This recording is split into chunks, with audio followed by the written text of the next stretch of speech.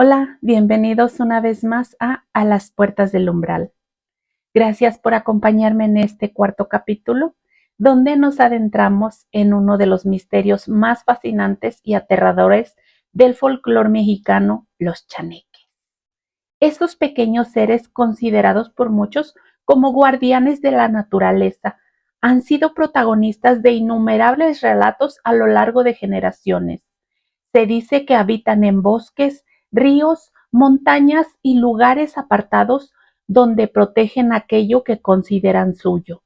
Pero también existen historias inquietantes de personas que aseguran haber sido engañadas, extraviadas o incluso perseguidas por ellos. Esta noche conoceremos algunos casos y experiencias que han dejado una profunda huella en quienes las han vivido. Relatos que nos harán preguntarnos si los chaneques son simples leyendas o si realmente existen fuerzas ocultas que habitan entre nosotros. Yo soy Maris Martínez y les invito a cruzar una vez más las puertas del umbral.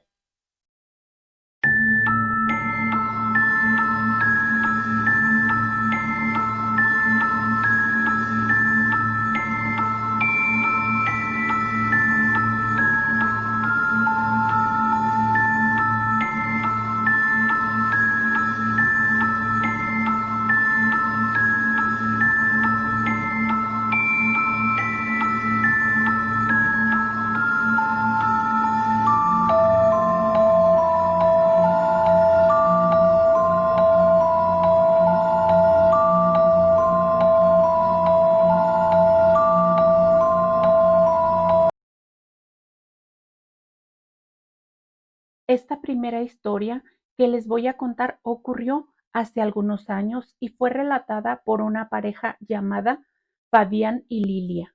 Y hasta el día de hoy, ninguno de los dos ha logrado ponerse de acuerdo sobre lo que realmente sucedió aquella noche. Fabián y Lilia vivían en una pequeña comunidad rodeada de cerros y parcelas. No eran personas supersticiosas. De hecho, siempre se burlaban cuando escuchaban historias sobre apariciones o seres extraños del monte. Una tarde de octubre fueron a visitar a un familiar enfermo que vivía en una ranchería cercana. El camino de regreso era corto, apenas unos 40 minutos por una carretera angosta rodeada de árboles. Salieron cuando todavía había algo de luz, pero una tormenta inesperada comenzó a formarse en el horizonte. Para ahorrar tiempo, decidieron tomar un camino de terracería que atravesaba una zona muy poco transitada. Mientras avanzaban, Lilia creyó oír risitas. Al principio pensó que eran de alguna casa vecina, por ahí cerquita, pero estaban en medio de la nada, no había casas. Le dice, ¿escuchaste eso? Fabián negó solamente con la cabeza. No le dieron importancia y siguieron avanzando. Minutos después, las risitas volvieron a escucharse. Ahora Fabián también las oyó y paró el auto. Miraron a ambos lados del camino y no había nadie. En ese instante comenzó a llover. De pronto vieron que algo cruzó entre los árboles, una silueta pequeña, demasiado rápida para distinguirla bien. Lilia pensó que se trataba de un niño. Fabián creyó que era algún animal. Discutieron unos segundos y siguieron avanzando. Después, el reloj del tablero marcaba las 7:12 de la noche. Pasaron varios kilómetros, pero el reloj seguía marcando las 7:12. Golpeó el cristal pensando que estaba descompuesto. Luego revisó su teléfono y también marcaba 7:12. Se miraron sin saber qué estaba sucediendo. Fabián siguió conduciendo y las risas volvieron, ahora más cerca, tan cerca que parecía que alguien iba sentado en la parte trasera del vehículo. Fabián se detuvo y miraron el asiento trasero y no había nadie. La lluvia se escuchaba muy fuerte en el techo del auto. Observaron por las ventanas y Lilia señaló el monte. Había varias figuras pequeñas, quietas, observándolos. Fabián bajó la vista por apenas unos segundos para tomar su linterna y cuando volvió a mirar ya no estaba. Lilia juró que las había visto. Fabián pensó que la oscuridad y la lluvia les estaban jugando una mala pasada y siguió conduciendo. El camino parecía no terminar nunca. Aquella ruta normalmente tomaba 15 minutos, pero ellos sintieron que llevaban más de una hora manejando. Los relojes seguían marcando la misma hora. La ansiedad comenzó a crecer. Lilia le dijo que se regresaran y Fabián dio la vuelta al vehículo. Condujo durante varios minutos, pero entonces se dieron cuenta que llegaban al mismo lugar donde dieron la vuelta, el mismo árbol caído, la misma cerca rota, la misma roca grande al lado del camino. Era como si estuvieran atrapados dando vueltas. Las risas volvieron, esta vez acompañadas por pequeños golpes sobre la carrocería, como si varias manos pequeñas tocaran el metal. Lilia no aguantó y comenzó a llorar. Fabián intentó mantener la calma. Recordó algo que había escuchado de niño. Su abuelo siempre decía que cuando uno se perdía en lugares donde habitaban chaneques, no debía enojarse ni insultarlos. Debía pedirles permiso para retirarse. Aunque parecía absurdo, bajó un poco la ventana y con voz temblorosa dijo: si estamos molestando, discúlpenos. Solo queremos regresar a casa. Todo quedó en silencio en ese momento. Incluso la lluvia parecía disminuir. Fabián arrancó nuevamente. Avanzaron unos cuantos metros y de pronto aparecieron las primeras luces del pueblo. Por fin habían salido del camino. Estaban cerca de casa. Sintieron un enorme alivio. Cuando llegaron, fueron directamente a dormir. Pensaron que todo había sido producto del miedo y del cansancio, pero al día siguiente su vecina les preguntó que dónde habían estado. Fabián le respondió que habían llegado alrededor de las 8 de la noche. La mujer los miró un tanto confundida. Les aseguró que los había visto entrar al pueblo después de las 3 de la madrugada. Fabián pensó que estaba confundida. Entonces revisaron las cámaras de su casa y la grabación mostraba claramente su vehículo entrando a las 3:17 de la madrugada. Esa era la prueba de que se habían perdido más de 7 horas. Durante semanas intentaron encontrar una explicación lógica. Tal vez el reloj se había descompuesto, tal vez sufrieron algún tipo de confusión por estrés, pero meses después, mientras hablaban sobre aquella noche, descubrieron que sus recuerdos no coincidían. Lilia aseguraba que había visto 5 figuras junto al camino. Fabián juró que solamente había uno. Lilia recordaba haber escuchado risas y Fabián decía que escuchó voces susurrando su nombre. Y entonces surgió una gran diferencia.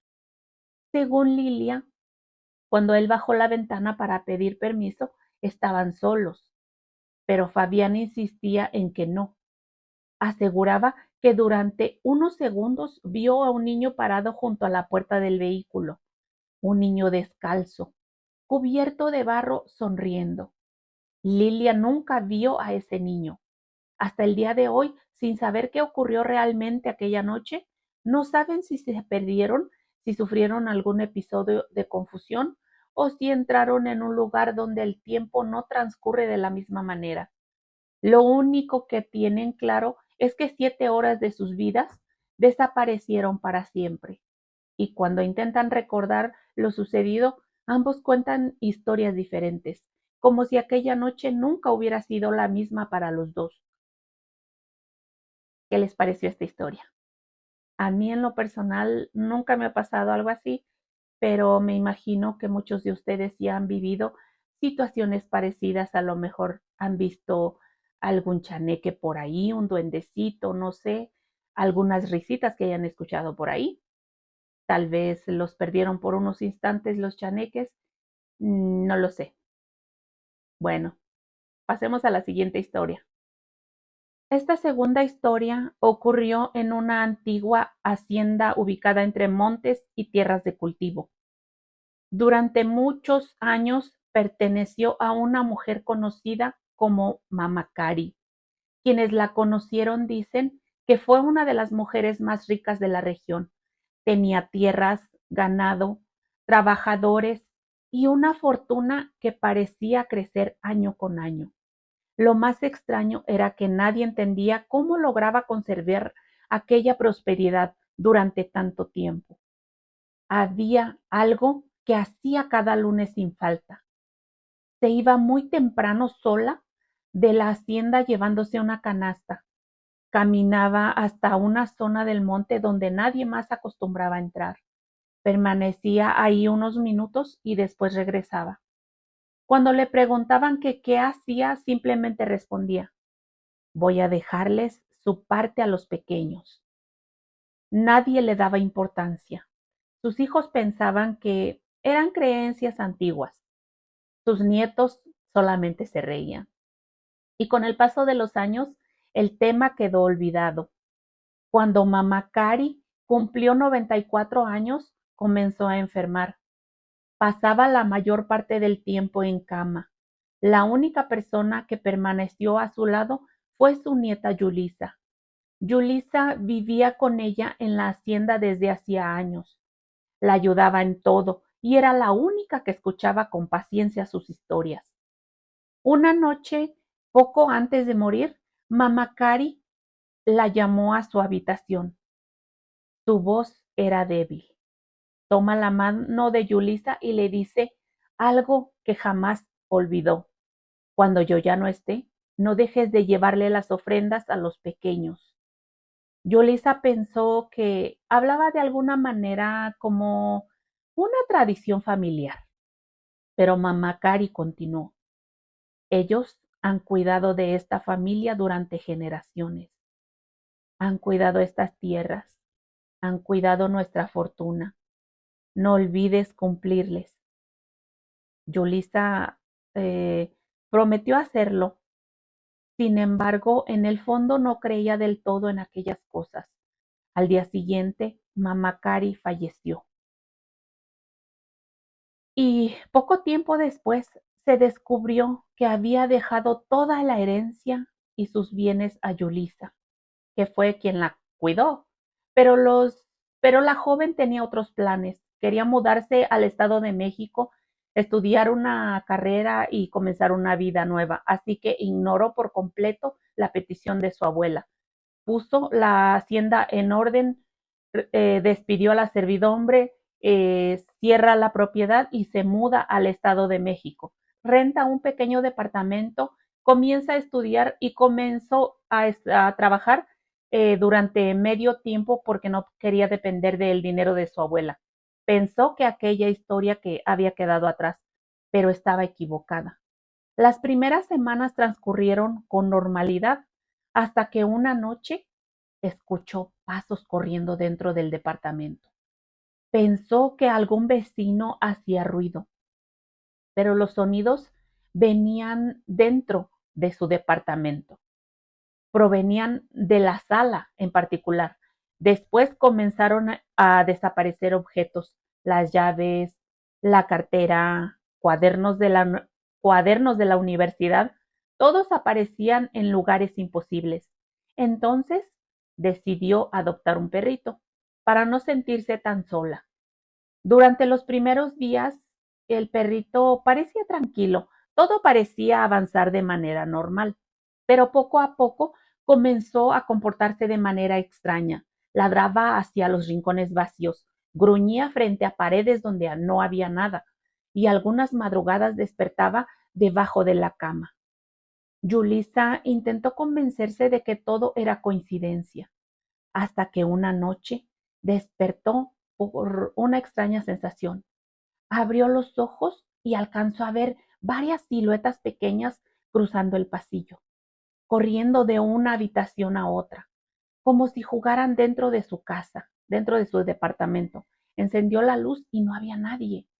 A la mañana siguiente encontró todas las puertas de la cocina abiertas, todos los cajones, pequeñas huellas de lodo en el piso. Y ella pues vivía en el cuarto piso, no había ninguna explicación. Las semanas fueron pasando y las cosas fueron empeorando. Comenzó a tener problemas económicos, gastos inesperados, pagos atrasados, dinero que desaparecía de sus cuentas por errores bancarios. Todo empezaba a salir mal. Entonces ocurrió algo que la hizo recordar por completo las advertencias de Mamá Cari. Una tarde cuando regresaba de trabajar, el departamento estaba en silencio, demasiado silencioso. Buscó a su perrito por todo el departamento y no lo encontraba. Después lo encuentra debajo de una silla. Estaba sin vida. Aquella noche fue la primera vez que sintió verdadero miedo. No podía dejar de pensar en las palabras de su abuela, pero tampoco podía ignorar que todo había comenzado cuando dejó de cumplir aquella promesa. 2 semanas después tomó una decisión. Dejó el departamento, regresó a la hacienda y comenzó a estudiar ahí en línea. Desde el primer lunes que regresó, volvió al monte. Llevó pan, frutas, dulces y algunas monedas. Las dejó exactamente donde Mamá Cari lo hacía. Desde entonces las cosas extrañas dejaron de ocurrir y la prosperidad comenzó a regresar poco a poco. Y aunque han pasado ya varios años, Yulisa jamás ha vuelto a faltar.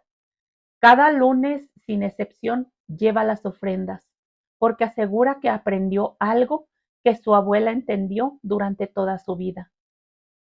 Bueno, así terminamos esta historia. Eh, de alguna manera terminó bien, pero pues el que la llevó pues fue el pobre perrito, ¿no? Esta historia nos muestra que pues que los chaneques son muy celosos y desafortunadamente pues aquí en esta historia quien la llevó fue el perrito. Pero también nos muestra que las promesas se deben de cumplir más por miedo, pues por compromiso, porque la hiciste, tenías que cumplir. Eh, y bueno, así pasamos a una tercera historia. Esta historia es un poco más triste. Esta ocurrió en una comunidad muy pequeña rodeada de monte y barrancas. Durante años se habló de desapariciones de pequeños que jamás pudieron explicarse. Muchos creían que todo era coincidencia. Otros aseguraban que había algo mucho más antiguo detrás de aquellas tragedias. Esto fue lo que me contó una mujer que vivió ahí durante gran parte de su vida. Dice que cuando ella era niña, su abuelo siempre le decía que el terreno donde habían construido el pueblo no les pertenecía del todo. Decía que antes de que llegaran las primeras familias, aquel lugar era conocido por los viejos como un sitio donde habitaban los chaneques. Nadie, pero nadie, se atrevía a internarse en ciertas partes del bosque después del atardecer. Dice que había zonas donde los animales no entraban y donde constantemente se escuchaban risas como de niños, pero un poquito más extrañas. Los ancianos contaban que los primeros problemas comenzaron cuando varias familias desmontaron parte del monte para construir sus casas.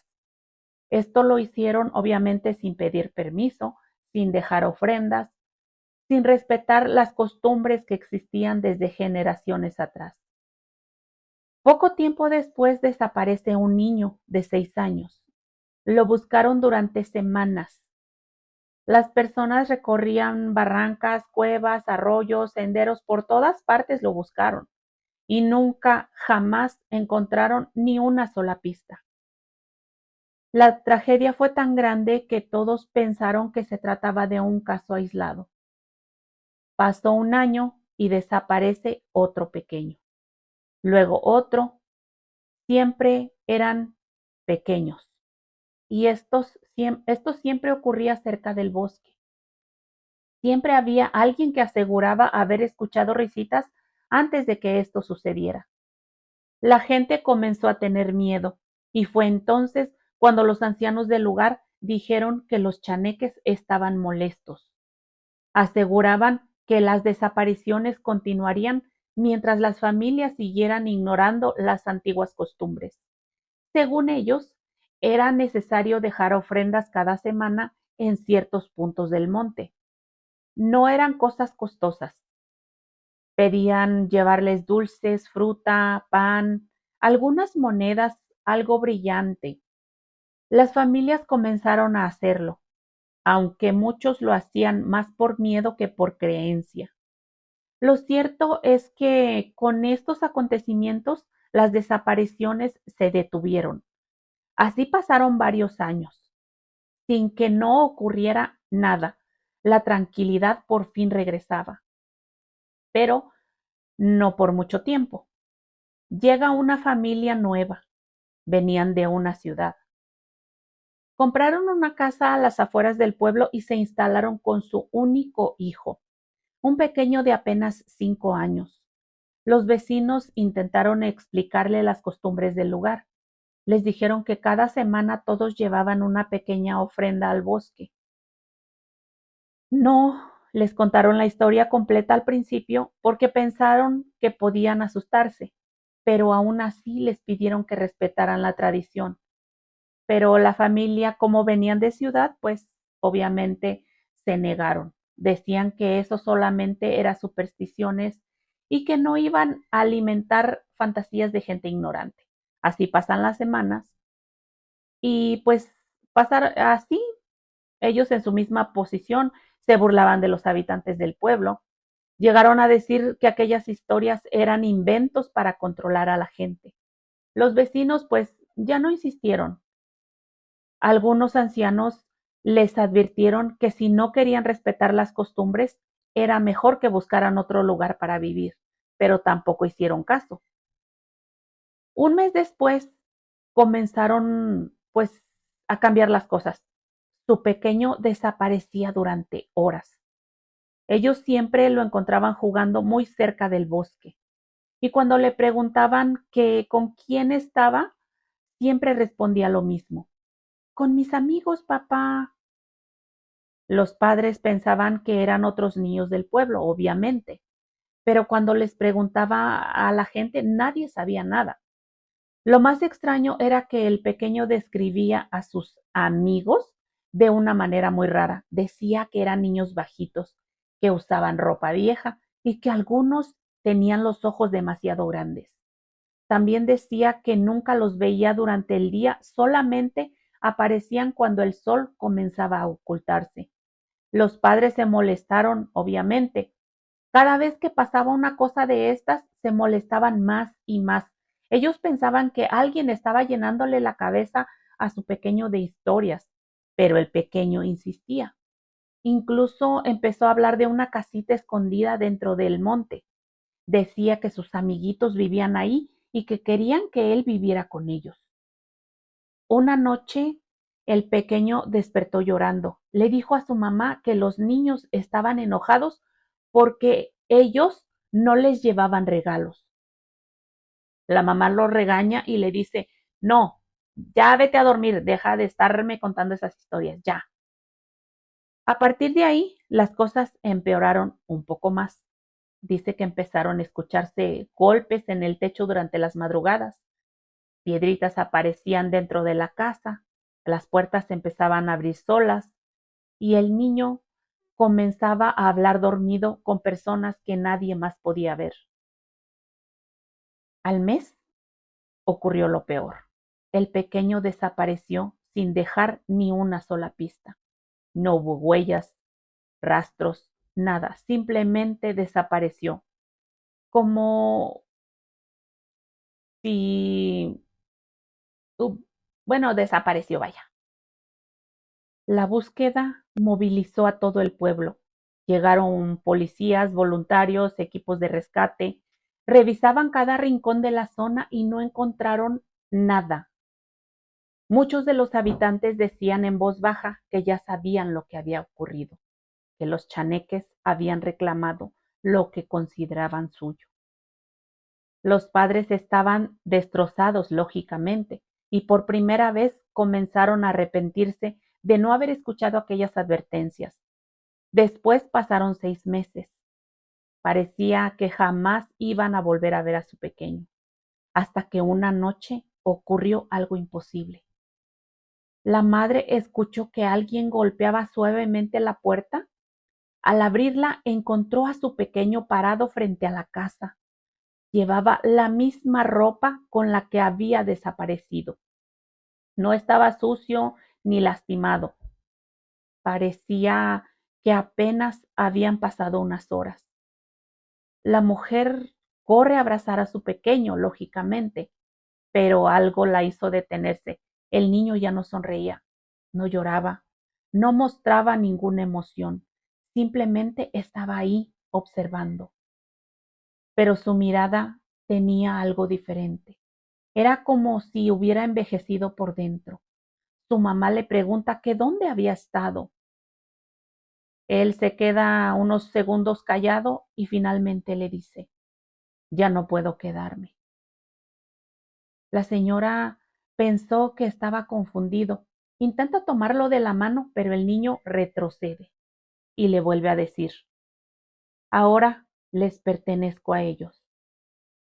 La madre no sabe qué estaba pasando, simplemente comienza a llorar y le dice, por favor, hijo, entra a la casa conmigo. Pero el pequeño le dijo que no. Luego miró hacia la oscuridad del bosque como si alguien ya lo estuviera esperando. Sonrió, pero no era una sonrisa de un niño, era una sonrisa vacía. Después se dio la media vuelta y comenzó a caminar. Su padre alcanzó a verlo y salió corriendo detrás de él. Pero el pequeño, al cruzar el camino que llevaba el monte, una neblina espesa cubrió todo. Cuando la neblina desapareció, el pequeño ya no estaba y jamás lo volvieron a ver. Esta fue la última vez. Después los padres abandonan ese pueblo y desde entonces nadie volvió a burlarse de las ofrendas, porque hay quienes aseguran que algunas noches todavía pueden verse figuras pequeñas observando desde el borde del bosque, esperando, vigilando, como si siguieran contando cuántas familias recuerdan quiénes eran los verdaderos dueños de aquellas tierras. Y así termina esta historia. Lamentablemente es muy triste. Hubiera tenido otro final de no haber sido porque los padres no respetaron estas costumbres de este lugar. Nada les costaba y pagaron un precio muy alto. Pero pues lamentablemente así hay muchas personas que no creen hasta que no les pasan cosas terribles, como dicen, hasta no ver, no creer. Hola, bienvenidos una vez más a las puertas del umbral. Gracias por acompañarme en este cuarto capítulo, donde nos adentramos en uno de los misterios más fascinantes y aterradores del folclore mexicano, los chaneques. Esos pequeños seres considerados por muchos como guardianes de la naturaleza han sido protagonistas de innumerables relatos a lo largo de generaciones. Se dice que habitan en bosques, ríos, montañas y lugares apartados donde protegen aquello que consideran suyo. Pero también existen historias inquietantes de personas que aseguran haber sido engañadas, extraviadas o incluso perseguidas por ellos. Esta noche conoceremos algunos casos y experiencias que han dejado una profunda huella en quienes las han vivido. Relatos que nos harán preguntarnos si los chaneques son simples leyendas o si realmente existen fuerzas ocultas que habitan entre nosotros. Yo soy Maris Martínez y les invito a cruzar una vez más las puertas del umbral.